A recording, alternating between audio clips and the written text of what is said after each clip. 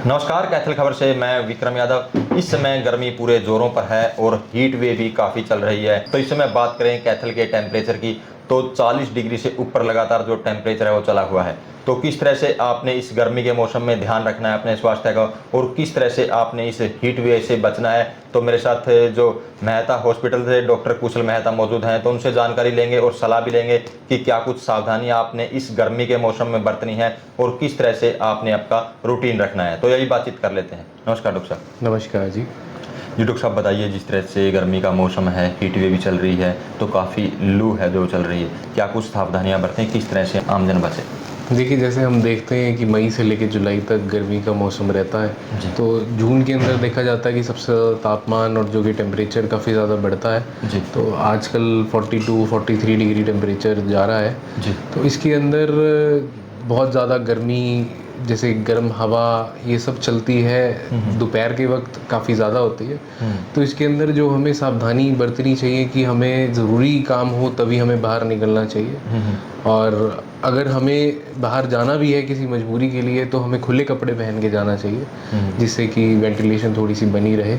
और जो बड़े बुजुर्ग, बच्चे और जैसे कुछ ऐसे लोग जो पहले किसी बीमारी के लिए, लंबी बीमारी के लिए दवाई खा रहे हैं, तो उन्हें थोड़ा सा सावधानी बरतनी चाहिए कि गर्मी में कम निकले, क्योंकि ऐसे लोग को ज़्यादा रिस्क रहता है कि गर्मी की वजह से कोई बीमारियां जो होती हैं। जी। तो जो अगर आप मान लो आपको गर्मी के अंदर जो साइंस और सिम्टम, जो आपको लक्षण देखने को मिलेंगे कि आपको सिर दर्द हो सकता है, आपको थकान महसूस हो सकती है, आपको चक्कर आ सकते हैं। अब गर्मी की वजह से बहुत ज़्यादा जो पसीना आता है तो उसकी वजह से हमारी बॉडी के अंदर से पानी निकलता है, जिसे डिहाइड्रेशन बोलते हैं। तो कई बार वो भी हो सकती है। तो जैसे ये तो हो गया कि चलो नॉर्मल जो साइन सिम्टम्स है, तो ऐसे में कई बार ये होता है कि हीट स्ट्रोक ज़्यादा रहता है। जी। तो हीट स्ट्रोक के साइन एंड सिम्टम्स भी ऐसे हो सकते हैं कि आपको एकदम से चक्कर आ जाएं, आप गिर जाएं कहीं पे, दौरे भी आ सकते हैं आपको। तो ये सब इसके लक्षण रहते हैं। जी। तो डॉक्टर साहब, खान पान की बात करें, किस तरह का खान पान रखें, क्या कुछ अपना रूटीन बनाएं?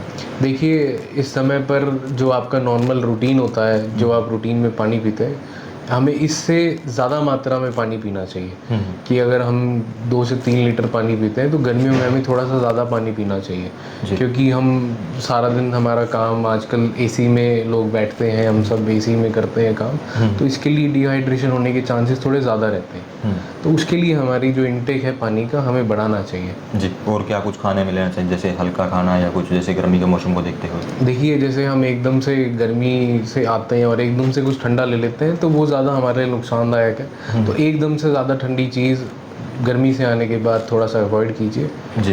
और खान पान अपना नॉर्मल रखना चाहिए इसके अंदर। जी। तो अगर बात करें तो मतलब इस मौसम में लूज मोशन और जो वोमिटिंग है उसके काफ़ी पेशेंट आते हैं, बच्चे या? हाँ जी, गर्मी की वजह से जो बच्चे हैं, जो बड़े बुजुर्ग हैं, या नॉर्मल लोगों में भी काफ़ी लूज मोशंस, पेट के दर्द, उल्टियाँ, ये सब काफ़ी ज़्यादा देखा जाता है। तो बस इसीलिए ही इस गर्मी के अंदर जब भी आपको ज़रूरत हो तभी आप दोपहर को बाहर निकलें।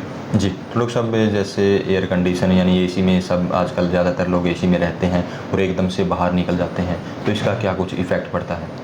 देखिए, हम लोग जो हमारा पूरा डेली रूटीन है, वो हमारी जो वर्किंग है वो एसी के अंदर ही है मोस्टली सभी लोगों की।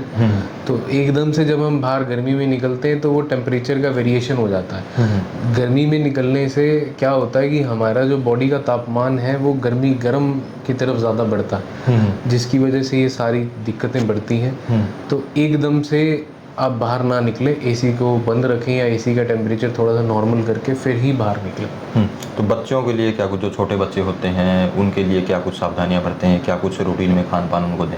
देखिए, बच्चों के अंदर भी हमें पानी अच्छा रखना है, उनको खाने के लिए अच्छा देना है, और इस मौसम में थोड़ा सा बाहर का भी अवॉइड करना चाहिए।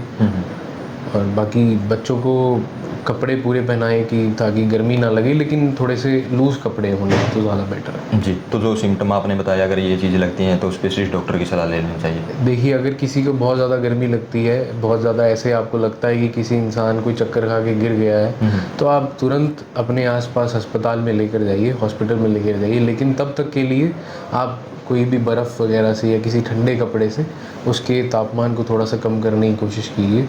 आर्मपिट्स और पूरी बॉडी पे, हाथ पैर पे वो ठंडे कपड़े से उसका लगाकर उसका टेम्परेचर नॉर्मल करने की कोशिश कीजिए, ताकि जो हॉस्पिटल ले जाते तक का जो वक्त है वो आपका बचे और वो इंसान जल्दी थोड़ा सा रिकवर करे। जी, तो वॉकिंग को लेकर क्या कुछ राय आप दोगे? वॉकिंग जैसे सुबह शाम लोग करते हैं, करनी चाहिए, नहीं करनी चाहिए? करनी चाहिए तो कितनी देर करनी चाहिए? देखिए, टेम्परेचर नॉर्मल हो तभी घर से निकले, क्योंकि अगर हमारी बॉडी से हम ज़्यादा अपनी जो रेगुलर जो हम अपनी बॉडी हमारी निकाल पाती है, जो एक्सरसाइज कर पाते हैं, अगर हम उससे ज़्यादा करते हैं तो ये भी हमारी बॉडी के अंदर हीट को बढ़ाती है, तो इसकी वजह से भी काफ़ी प्रॉब्लम्स होती है। जी, तो ये थे हमारे साथ है डॉक्टर कुशल मेहता, जिन्होंने महत्वपूर्ण जानकारी दी है कि किस तरह से आप इस गर्मी के मौसम से अपने आप को बचा सकते हैं और अपने परिवार को बचा सकते हैं। तो इस वीडियो को ज़्यादा से ज़्यादा शेयर करें, लाइक करें, कमेंट करें, ताकि ज़्यादा से ज़्यादा लोगों तक ये मैसेज पहुंच सके।